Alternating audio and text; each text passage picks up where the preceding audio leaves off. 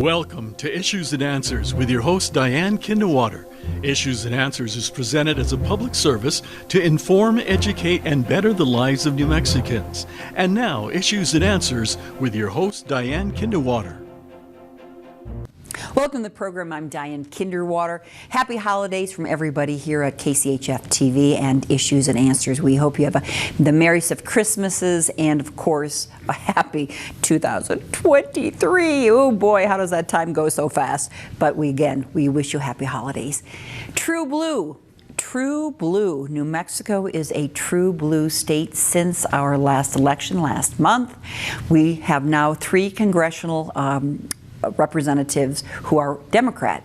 The one Republican, Yvette Herald, lost her election to a Democrat.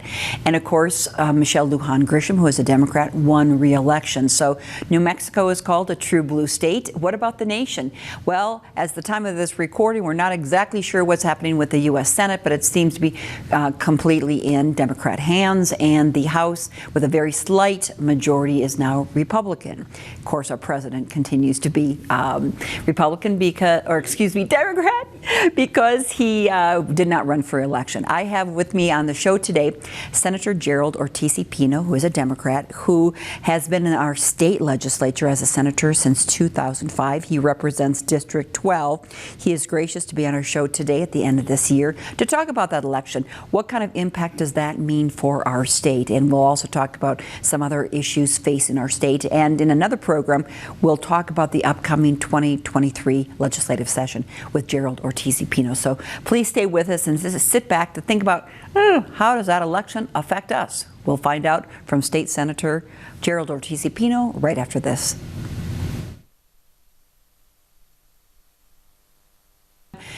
Oh, you're saying what a relief, another election is over, all those commercials, but we're right on the heels of another election in 2 years, and that would be for all of our state senators, as well as the representatives, as well as the U.S. president. So again, we're never finished with elections. Isn't that true, Senator Ortiz? It doesn't seem like it. The ads continue year-round.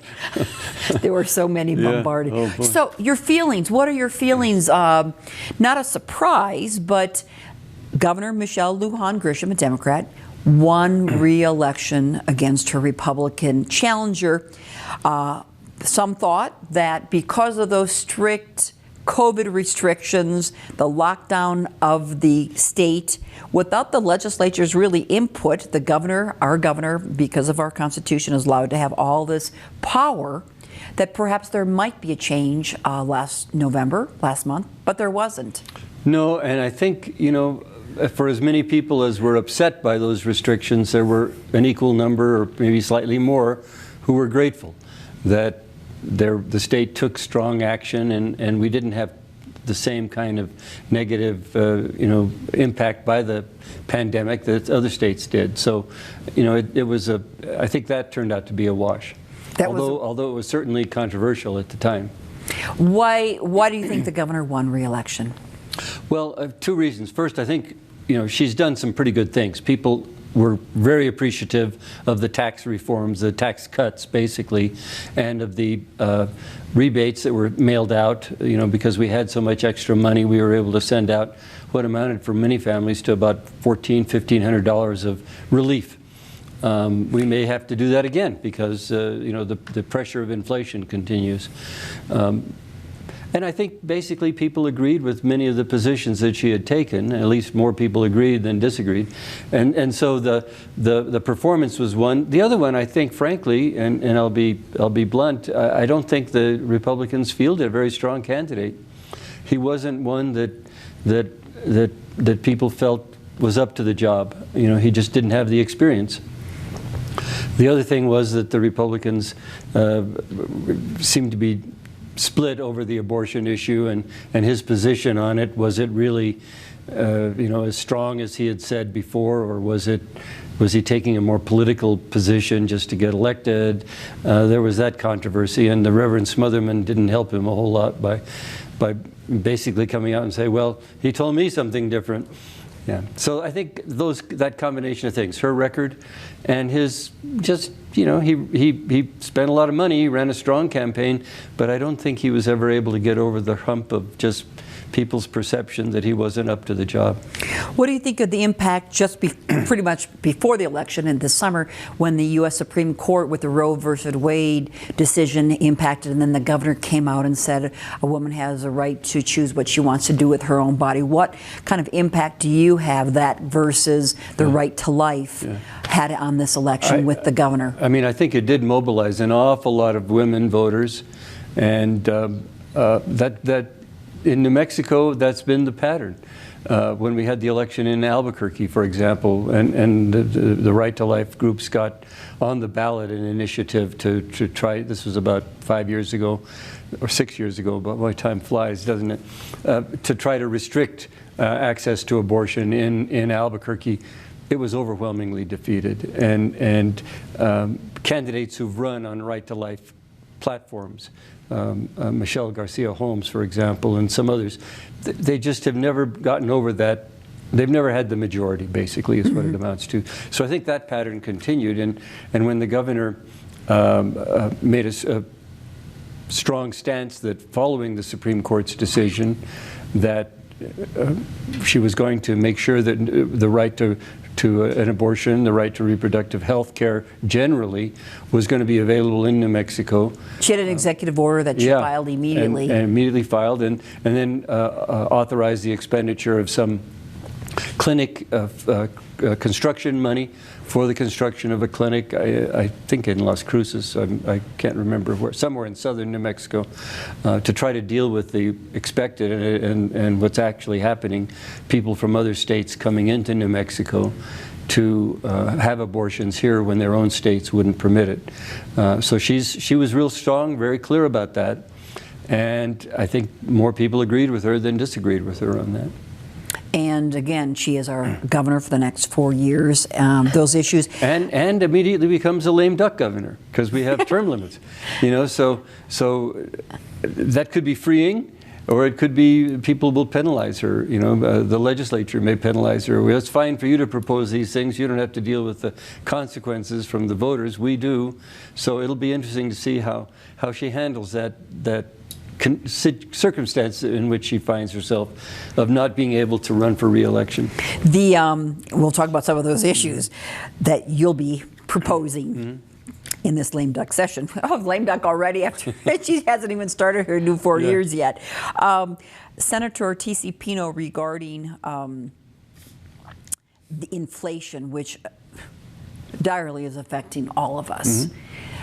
It's kind of surprising. Those who are incumbents, not that a governor would have that much impact on it, would retain election because it's affecting personally. When they say your purse strings are, I like purse strings, but your wallet, your backpacks, wherever you hide your money is affected. Right. Usually the incumbents don't fare so well. Your debit card account, Really? Yeah, who uses money? I think I'm aging myself saying the purse, certainly purse strings, but yeah, that's good. No, I think people realize that the mayor doesn't have much to do with inflation, the governor doesn't have much to do with inflation. And actually, I would say the president doesn't have a whole lot to do with inflation because these are market forces that are driven by things like the supply chain problems, the gas price increases, which were really exacerbated by the situation in the Ukraine when Russia invaded the Ukraine, and immediately everybody put a embargo on Russian oil, and so the price jumped, and all the oil companies are just doing very well as a result of that. None of them have lost any money. They've kept the prices higher probably than necessary because their profits are doing so well. But to deal with that is really kind of, you rely on the market to take care of that, and when you don't really have some of the countervailing forces that would ordinarily bring the price down, then you have the situation we have now. Although it does seem, over the last month, it seems to be flattening a little bit. So I'm hopeful that we'll have a reduction in the steep rise in prices. What are your thoughts about President Biden? Again, we're trillions. I don't even know what the number is anymore. 23 trillion, 56 trillion. I used to know the number, but it keeps going so high nationally, so high. Oh, yeah, the deficit. The deficit. But I mean, him producing all this money, manufacturing money, and sending it out to Americans, our taxpayer money that just was manufactured rather than being based on production. That impact in the inflation. People had more money to spend that they didn't really earn, they were given, and that impacted the price of items. Well, who knows? I mean, certainly gasoline, which is the big driver in this, the inflationary cost, that was independent of anything that the government did, because the supply and demand for gasoline is the big factor there. And there's a whole school of thought around economics. When we invaded, for example, we invaded Iraq and spent $3 trillion on the invasion of Iraq. Under a Republican administration, people said, what's going on? We didn't have that money, we just kind of fabricated it. There's a whole school of economics that says, look, as long as it's a government that's in control of the economy that way, then you can overdo it, but if you keep it within bounds, then you won't have some of the counterproductive effects of an inflationary cycle.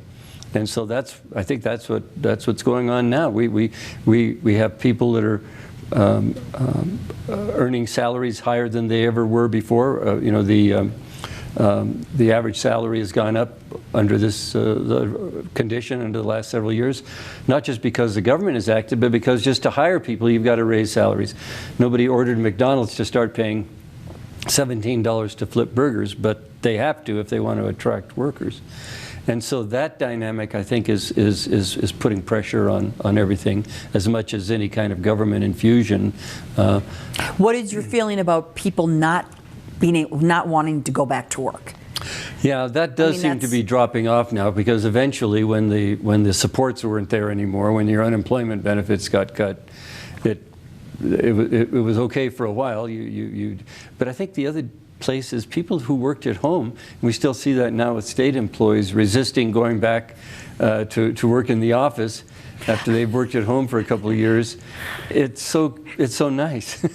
What's so nice? To stay home and to stay home. So even paycheck from the taxpayers stayed at home. Well, I mean, you do your work online, But there's been criticism that they're maybe not doing their work, well, right? That's you go to the office, state office of city, county, and I have personally, and no one's there. Well, you go to the governor's office. There's nobody there over the last couple of months, because they're all working from home. And if you want to see somebody, you have to make an appointment, and then they I'll come in on Tuesday. It really is not a good situation. There are some jobs that people can do from home. I mean, tech jobs that we live part of the year in Dixon, and there's a lot of people in Dixon who actually are employed by companies in Texas or California or Missouri or something, and they work from home because they can do their work from home. My job I can't do from home, but other people who've been able to get away with it. So up in Santa Fe, I didn't realize the governor's office, is kind of shut down. Because you're up there, you're chairing your committee of the Senate. Well, health, the interim committees. These interim committees have been meeting. So you're up meeting. in the Capitol. I'll run up to see the governor's assistant on this issue, and you go up there and they're rarely there because they're working from home. And that'll end now with the governor's order, but it does, it was so nice not to have to put on your not to have to shave in the morning, not to have to put on your tie and coat, and just sit down at the computer and get your job done. But who knows? But there's a feeling that kind of, about perception about public employees, and sadly this has perpetuated that in terms of not being able to get a hold of them. And I know when I've called various offices, you hear their children crying in the background, or their dog barking, and maybe you have a Zoom call and you're in the middle of the call and there's a cat walking across the screen because the person's working from home and their household pets are online as well.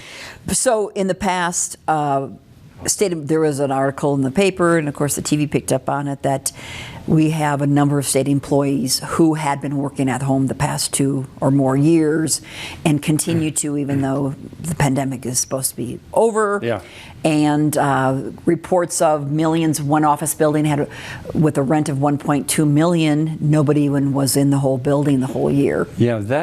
That I think may be due to something other than people working from home, because if you're paying rent, but who knows what's going on there. And the other issue is we have huge vacancy rates in all the state departments. places like the health department and the children, youth, and families department, workforce solutions, where people constantly trying to call up to find out what's the status of their unemployment benefits or their application for assistance of some kind. Nobody to answer the phones because after sitting on the phone for an hour, you give up, you hang up, and so it is a huge problem in state government right now. We're not able to attract enough people to fill all the vacancies. Our salaries aren't competitive.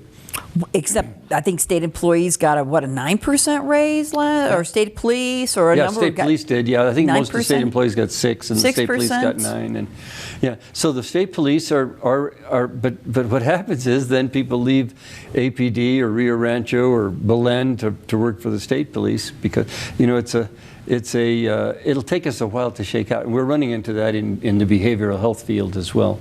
Very hard to get psychologists and counselors and social workers into state jobs because they can make so much more working for private companies, working for school systems even.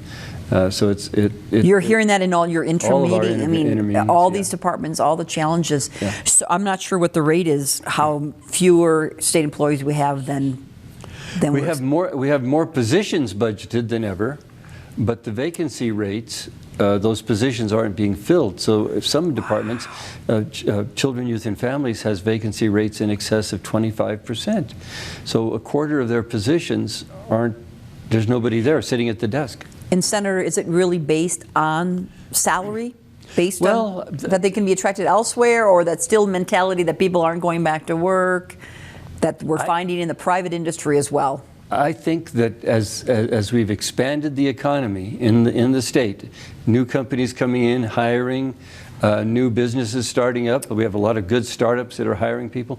There just aren't enough people in the state to fill those jobs and the state jobs. It used to be that the state jobs were attractive because you had retirement possibilities and you had nice health insurance and so on. Well, private companies are offering that now too in an effort at attracting. They're actually offering retirement? Yeah, some of them are, and have nice fringe benefits, 401k plans and so on. So it's becoming more and more. I mean, they're not going to be the same. The beauty of the state retirement plan is that it's a guaranteed benefit plan, whereas some of the private companies had plans that were rated or that fell apart. They couldn't really produce the annuities at the end of the retirement period that they had promised. But now they are able to do that. They've got enough money and they're able to do that. And so it's making it very difficult. When does this get easy, Senator Ortiz Pino? Well, I don't know. What we need really is a lot of, and here's something that is my own opinion. I've not heard this expressed by any other officials. So we're hearing it first here on Issues and Answers. I think when we clamped down on immigration, we really shot ourselves in the foot, because that was where a lot of the new workers in our economy were coming from. People who had come into the country because of the jobs that were possible here. When we stopped offering those opportunities, when we started deporting them instead, then there were fewer and fewer people willing to come in at the ground level into those jobs. And so, you couldn't get somebody to do home health care, for example, for $8 an hour, which you could have done before when you had immigrant families willing to work for $8 an hour. Now you've got to offer 12 or 14 or 15, and it's just becoming very difficult. But of course, there's that legal way to come into the country as well that immigrants can choose to do. Oh yeah, it's just that the numbers are so small. Before when you had a couple of million of new workers coming in, you didn't have any problem with construction jobs or roofing jobs or any of those things because you had a ready workforce. We're going to be discussing that in our other show regarding the session, how we're going to deal with the serious things, because again, people get frustrated. We're paying our tax dollars. We want the assistance we need from the government when we need it. Exactly. And they're not answering, or they're not there. And if your phone doesn't get answered, you really don't feel like the government is responsive. Yeah.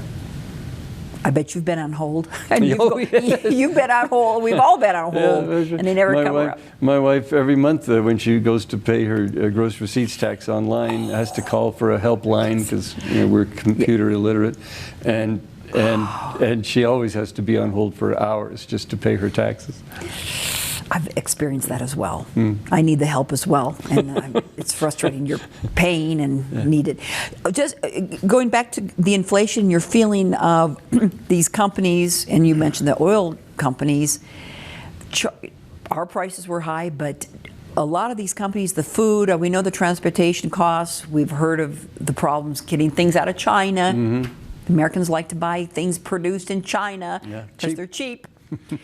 The supply chain problems, but there's a sense out there that, especially in the grocery store, some of these things, do you really have to charge nearly $6 for a dozen eggs? I mean, what's your feeling that companies are charging because Americans are paying it? I think there's some of that. There absolutely is some of that. I mean, the corporate profit reports that we're getting are all very robust. There are very few companies that have been hurt by the inflationary pressures, you know. And as long as the consumers are willing to pay the prices, there's no reason for it to come down. But if you stop buying steak, then eventually the backlog of unsold steak will bring the prices down. It doesn't seem to be happening yet. We're still willing to pay the $6 for a dozen eggs. Actually, I am not. I said, this is ridiculous. I protest. Yeah. I mean, that's a small protest, but people with the bigger swelling paychecks or the rebates from government, from taxpayer dollars, they're spending. Yeah, no, it's absolutely true. And the prices then go up and up. Well, it's and it you know, it takes eating ramen noodles, I guess, for a while to bring the price of eggs down, or just stopping discretionary spending. You know, as long as people are willing to spend money on cigarettes, this is one of the things that we see. The number of smokers has not declined over the last. It went down when we had all the pressure and the advertising campaigns. So now it's starting to creep back up again. The percentage of Americans who smoke cigarettes, even though the health risks have not changed at all. And it's becoming more and more expensive as states raise the taxes and the federal government raises the taxes, and yet people are willing to buy cigarettes. They just want that extra luxurious whatever reassurance, comfort that they get from smoking, or calming, whatever it is, you know, because there's a certain chemical effect that smoking tobacco does. And if you're willing to pay the price, you know, you're not going to ever see it come down. Do you think, is our state legislature able to have any impact other than telling people stop the discretionary or consider what your discretionary buying is doing to the price of things? Well, is there any? Well, I don't, you know, Yeah. I mean, things like things that are bad for your health, like smoking and alcohol and probably cannabis, we can control those things with taxes. Because there is a point at which, if you raise the taxes enough, some people will stop smoking. But it hasn't happened yet. Okay. Well, it did for a while, and then compared to everything else, it wasn't expensive enough to stop. Right, because everything else is increasing in price. That's right. What is a pack of cigarettes? $6? I have no idea, but it's a lot. That's a lot. It's a lot more than when I was smoking. Oh. You know, the other thing that has gone down, things like people are changing their recreational habits. They're not going to movies as much. They're, you know, and spending the $10, $12. Well, part of that because they get a Netflix or something at home, exactly. right? They're finding other ways to get that. Getting back to the legislature, even though thank you, this is a good discussion because, again, this is impacting every one of us every single day. Absolutely, yeah. Especially going to the grocery store and saying, we don't want to.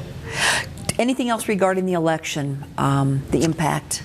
Well, you know, we were fully prepared that the Democratic margins in the legislative houses would go down, not in the Senate because we weren't up, but in the House. And it didn't. It stayed just about the same as it was before. I think I think 45 Democrats to 25 Republicans. Republicans, yeah. And there's a lot of new people in. The turnover was great. And I heard 2/3 are women in the House. In the House. That is 2/3 of the that is the House big members development over the last few years. More and more women getting into state legislature. Even in the Senate, there are about, I think, 13 I'm trying to count how many, there are 10 Democratic women, and I'm trying to count how many Republican women. I think there's 13. And I think there's, 27 Democrats in the Senate and 15 Republicans. Right. Your leadership in the Senate, has that A changed? little bit of a change, yeah. Not at the top, but we still have, we've nominated Mimi Stewart to be the pro tem. She's been the pro tem the last 2 years, and if all the Democrats vote for her, she will be. And Peter Wirth is going to be our majority leader. He's been the leader for the last 2 years. We did change our whip. It was Senator Lopez, Linda Lopez. Now it's going to be Senator Michael Padilla, who had been whip previously. And our caucus chairman is a brand new Senator Harold Pope, the first African-American senator. I think he's from the Corrales area. I think, West Side, like Taylor Ranch, I think, and Paradise Hills, that area out there. Mm-hmm. Very good. Well, thank you so much for that. And again, we're all part of the legislature. We elect you to represent us. We have a new House Speaker. Yes. And yes, that is Javier. Javier Martinez. Who's my state representative, right? He represents the part of town that I live in. So that might have an impact on things as well. I think so. He's a very. I think the thing about the new speaker is, and we could say he's going to be the speaker because although he's just been nominated, if all the Democrats back him, he will be. The thing about him is he's very, he doesn't fluster easily. He's got a kind of a serenity to him, you know. He's got strong views, but he's willing to listen, and he doesn't lose his cool. And I think. We're not going to have any punching in the hallways. Well, Not that we have, but I think years ago. Oh, we've had. You remember those days. Senator, thank you for sharing your thoughts of this past election and what it means for New Mexicans, and we'll have you back discussing the 2023 upcoming session. Thanks again. Merry Christmas to you. Merry Christmas to you. Thank you. Thanks for watching. I'm Diane Kinderwater. Make it a great week and get ready for those holidays. They are here. Bye-bye.